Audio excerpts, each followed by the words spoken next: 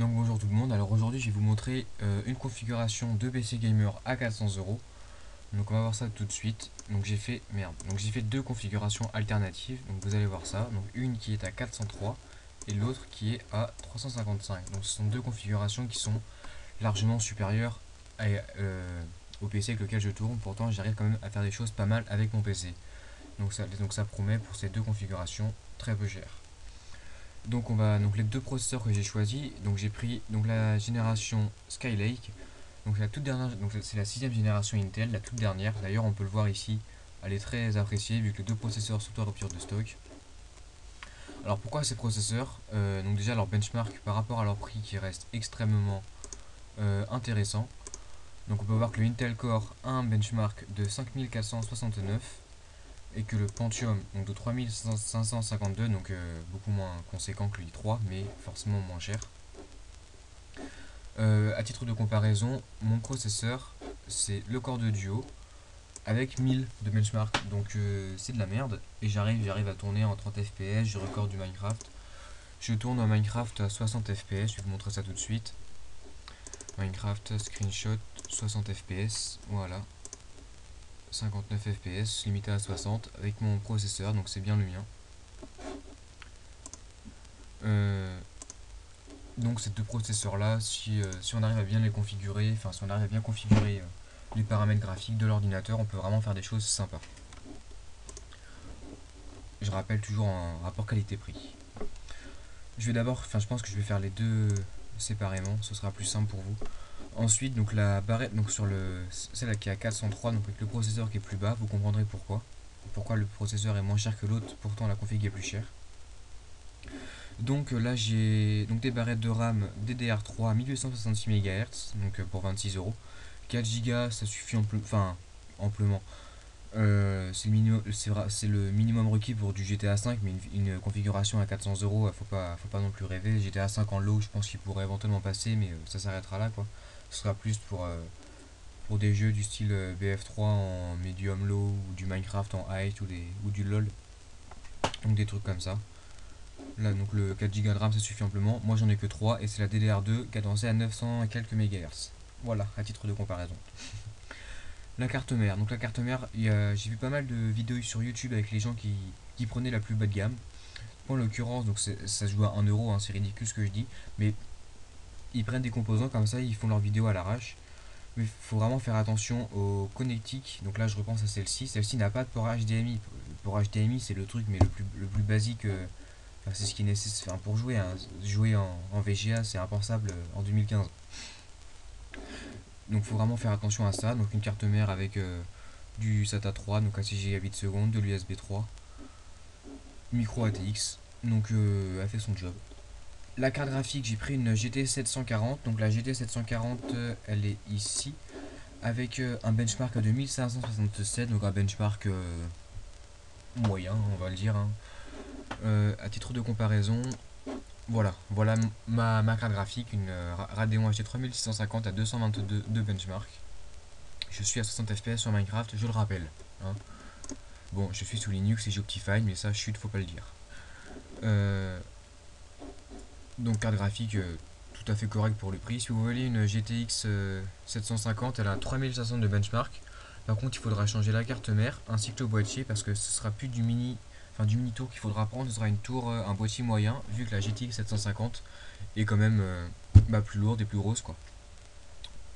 Ensuite au niveau donc, de l'espace de stockage, j'ai préféré prendre un SSD 128 Go, donc déjà il est moins cher que les 500 Go voire 1 Tera.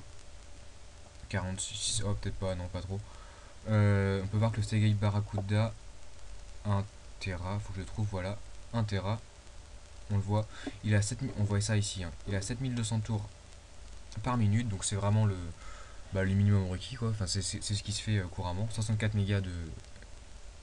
Je sais même plus ce que c'est les mégas, ce que c'est dans un disque dur. Je sais qu'il en faut minimum 32, je sais plus pourquoi. En SATA 3, donc c'est un disque dur basique à 51 euros. Donc après, ça c'est vraiment. C'est vous qui choisissez si vous voulez prendre un disque dur plus lent, donc en l'occurrence un disque dur mécanique pour le même prix. Moi, franchement, je préfère avoir un PC bien rapide. On peut voir 560 mégaoctets seconde contre 460 mégaoctets seconde en écriture. C'est extrêmement rapide. Mon Mon père il a un MacBook Air 32 Go, donc c'est un SSD. Le Mac démarre entre 8 et 10 secondes, donc en 8 et 10 secondes il est opérationnel. Sachant que c'est un SSD en SATA 2, donc là en SATA 3 je vous laisse imaginer, avec du Linux, même du Windows, hein, en 10 et 15 secondes vous êtes sur votre internet. Voilà. Si vous, moi je préfère franchement prendre un SSD et puis après prendre un disque dur externe que... Enfin tout ça c'est le choix. Ensuite le boîtier, donc j'ai pris un Zalman. Pourquoi le Zalman? Parce que le Zalman, allez bouge, j'ai ma connexion de merde. J'ai pas de carte wifi, vous verrez ça après. Euh, donc pourquoi le Zalman? Donc le Zalman T4, donc il est supérieur au T3 et T1, donc ça je pense que tout le monde l'aurait, enfin vous l'aurez compris rien que dans le titre. Mais faut aller un petit peu plus loin, donc notamment dans le... On va essayer de voir ça là. Regardez à droite, non on le voit pas. Hop. Regardez à droite, on voit le... Enfin donc les grilles, donc on peut mettre 4, il me semble 4 ventilateurs. Il y en a déjà un ou deux qui est intégré. Donc pour le prix, bah, de toute façon, vu que c'est du Intel, ça chauffe pas énormément, c'est pas nécessaire d'avoir 12 000 ventilateurs et un water cooling. Alors l'alimentation, donc beaucoup vont me dire 300 watts, t'es sérieux, 300 watts, ça sert, il en faut au moins 700. Hein. Mon PC, il y a une carte graphique, un processeur, un écran 19 pouces. Oui, c'est un portable à 19 pouces, cherchez pas à comprendre. Il fait 4,5 kg et mon alimentation, c'est une 90 watts. Donc 300 watts, ça suffit amplement. Le Intel, il consomme 57 watts, si je me trompe pas. Et la GeForce, elle doit être à 70 watts, un truc dans le genre. Donc déjà, on est en moyenne 150 watts. La barrette de RAM, ça consomme en moyenne 20 watts, donc ça nous amène à 170 watts. 300 watts, ça nous laisse de la marge. Si vous avez peur, prenez la 15% de remise, voire fiche. Bon, on va prendre celle-ci, hein. 350 watts. Ah non, c'est certifié 80+, c'est pas bon du tout. Il faut prendre du 80+ bronze. C'est important, au moins du bronze. Après, vous pouvez prendre du silver ou du gold. Donc, c'est tout simplement la certification 80+ bronze ou gold. Non, c'est bronze, silver, gold. Bronze, c'est le minimum requis, mais c'est très correct. C'est pour éviter de bousiller vos composants. C'est un engagement de qualité en fait. Voilà. Pourquoi pas de carte Wi-Fi? Parce que j'ai pris une clé Wi-Fi, ça reste moins cher. Et 150 mégabits seconde, c'est exactement pareil que les cartes Wi-Fi. Donc là, on peut voir que je suis connecté en filaire sur le Linux. Donc là, vous voyez ma souris, je suis connecté en filaire. Sauf que ce n'est pas une filaire, un câble Ethernet. Regardez, Ethernet déconnecté. Hop, par contre, c'est un réseau Ethernet Mediatek Arcos. Arcos, c'est mon téléphone. Donc je suis connecté en partage de connexion avec mon téléphone, qui est en 4G, donc c'est plus rapide que mon ADSL. Cherchez pas à comprendre, c'est comme ça. Ça marche tout aussi bien, ma connexion fonctionne. Donc là c'est juste mon PC qui commence à déconner un peu parce que pour la vidéo j'ai retiré le ventilateur pour que ça fasse moins de bruit, donc il commence à chauffer. Donc ça c'était la configuration à 403 €. On va maintenant passer à la configuration à 350 qui pour moi est tout aussi bien. Donc un Intel Core i3 6100. Donc le Core i3 6100 il est ici, un benchmark de 5469. Je le répète encore une fois, moi j'en ai un de 1093, donc un processeur 5 fois et demi supérieur au mien. Là vous allez me dire, on verra ça progressivement. Là j'ai pris de la DDR4, 4 Go, 2133 MHz, donc pourquoi pas de la supérieure alors que c'est à peine plus cher? Tout simplement parce qu'après la carte mère elle passe de 70 à 120 €. Donc c'est pas du tout ce qui est recherché, surtout que le gain de performance est vraiment minime. On va gagner aller 1 ou 2 FPS sur 60, ça sert pas à grand chose quoi.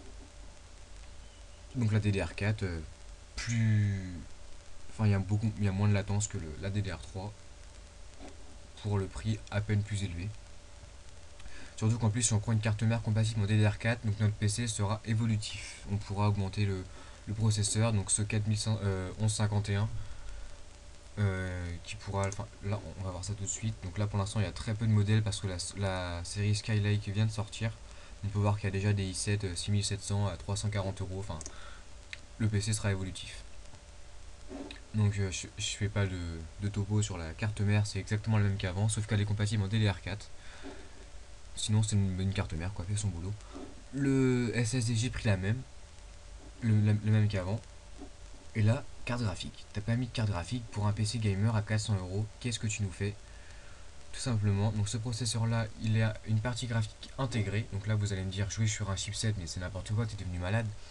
Alors faut savoir qu'AMD avait lancé ses APU, donc les APU je pense les A8 4000 quelque chose ou les A10 4000 quelque chose, avec des APU assez performants avec une Radeon R7 intégrée. Le problème c'est que la Radeon R7 elle avait un benchmark de 700 à 800, 4 fois supérieur à ma carte graphique, mais bon ça, voilà.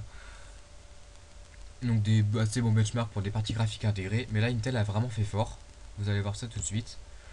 Alors voilà, une partie graphique intégrée avec 1114 de benchmark, c'est tout simplement hallucinant. Enfin moi je trouve, tout ça pour un prix très correct. Faut savoir que Minecraft, je prends toujours Minecraft en référence, que c'est le seul jeu avec lequel je joue. Euh, Minecraft avec un chipset graphique, un chipset, non c'est pas un chipset, c'est une partie graphique intégrée.